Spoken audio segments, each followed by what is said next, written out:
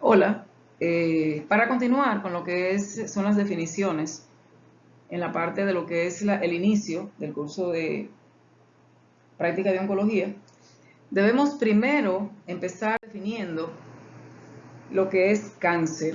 Obviamente, nosotros sabemos que los seres vivos tenemos exactamente el mismo número de células por milímetro cúbico de tejido. Esas células en la época de la repoblación van transformándose o cambiándose con el momento que le corresponde a la apoptosis y se van a cambiar una por una. Una de las características justamente que pierde las células tumorales o las células oncológicas es la capacidad de inhibición por contacto.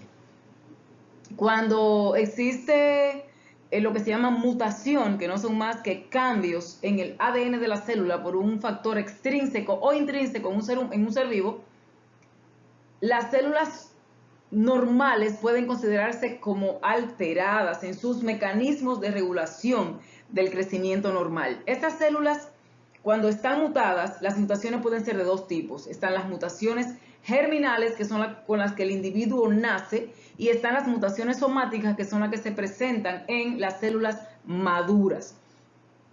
Las células normales dan lugar.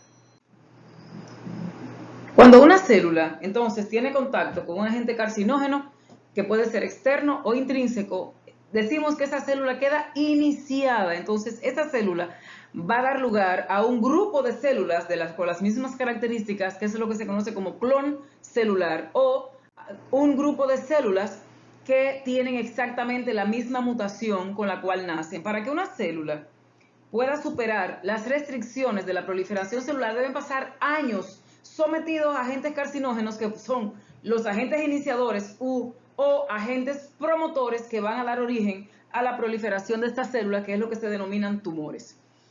Entonces, para definir lo que es cáncer, cáncer no es una enfermedad, es un conjunto de enfermedades que se caracteriza por una pérdida de los mecanismos que controlan el crecimiento de la célula y la apoptosis, lo que va a dar origen entonces, como ya platicaba previamente, a un clon con la capacidad de invadir el tejido donde se origina y de viajar a sitios distantes, que es lo que se conoce con el nombre de metástasis, que es lo que al final va a impedir en la mayoría de los casos la curación en un paciente oncológico.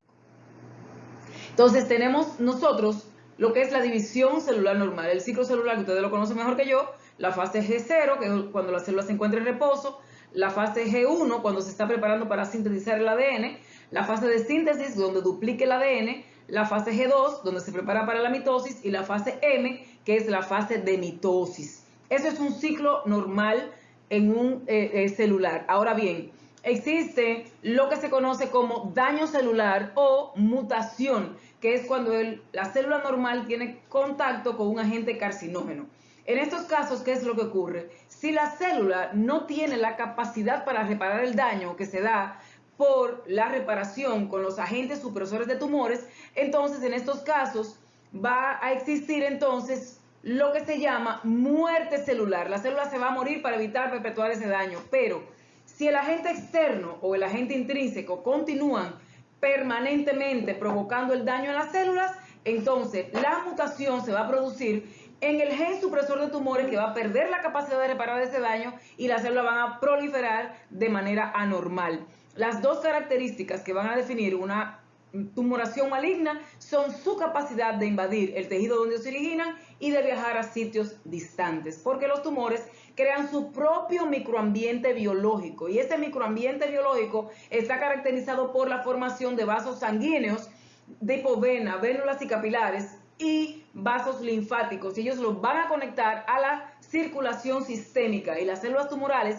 salen del tumor y viajan por el torrente sanguíneo y se implantan donde la circulación se capilariza. Eso es para las lesiones metastásicas por vía hematógena, y la diseminación linfática va a guardar un orden escalonado, y el primer lugar donde el tumor drena directamente se conoce con el nombre de ganglio centinela, que es donde el tumor drena directamente, y de ahí a los demás niveles ganglionares, y de eso vamos a hablar en otro momento. Un tumor benigno se diferencia de un tumor maligno en que el tumor benigno no es capaz de viajar a sitios distantes y no es capaz tampoco de invadir el tejido donde se origina. Un tumor maligno, por el contrario, sí crece de manera invasiva y puede dar enfermedad metastásica a distancia. Y cuando hablamos de cáncer, debo decir que no existen cánceres benignos y los tumores benignos no se malignizan. El cáncer es un tumor maligno, nace siendo cáncer. El diagnóstico histopatológico es el estándar de diagnóstico de las afecciones malignas. Para yo saber si un tumor es benigno o no, si es un cáncer o no es un cáncer, debo tener una biopsia, que en la mayoría de los casos nos va a decir el tipo histológico y la probable evolución de esa enfermedad. Sin embargo, hay ocasiones en las cuales la biopsia, por ser tumores muy indiferenciados, no nos van a dar toda la información y para eso necesitamos auxiliarnos de otros estudios como la inmunohistoquímica, que nos va a decir a nosotros qué posible célula está dando origen a ese tumor, cuando la inmunohistoquímica tampoco nos dice a nosotros cuál es el origen del tumor. Entonces para eso tenemos la microscopía electrónica y las técnicas de biología molecular. Cuando nosotros ponemos una buena historia clínica, porque debemos recordar, y debo decirles a ustedes, que los patólogos no son adivinos.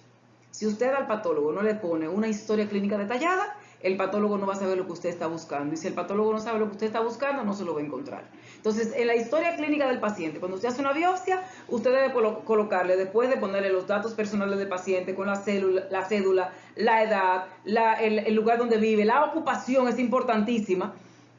Entonces usted le pone una historia clínica breve que dice: paciente con lesión en la región dorsal, de varios meses de evolución sobre un nevo preexistente que modificó los márgenes y empezó a crecer y dio prurito. Ya el patólogo va a pensar, usted está buscando un melanoma y le va a hacer las tinciones para melanoma, que son HMB45, proteína S100. Entonces le va a buscar para melanoma. Si no aparece para melanoma, entonces lo segundo que hay ahí es un tumor epitelial. Le va a hacer citoqueratina, que es marcadores para el tumor epitelial. Y así va buscando en la medida en que va entendiendo si hay negatividad o hay positividad en las marcaciones o las tinciones que hace. Ahora, las células tumorales adquieren en mayor o en menor grado las características morfológicas y funcionales de las células que les dio origen. Esta diferenciación es mucho mayor en las tumoraciones bien diferenciadas. Disminuye en las tumoraciones moderadamente diferenciadas, es mínima en las tumoraciones indiferenciadas, pobremente diferenciadas, y es nula en las tumoraciones indiferenciadas. Eso es lo que se denomina grado de diferenciación celular, que no tiene absolutamente nada que ver con el estadio clínico de la enfermedad, que está dado por el tamaño del tumor, la presencia de ganglios y la presencia de enfermedad metastásica a distancia, que son los factores pronósticos más importantes en un paciente oncológico.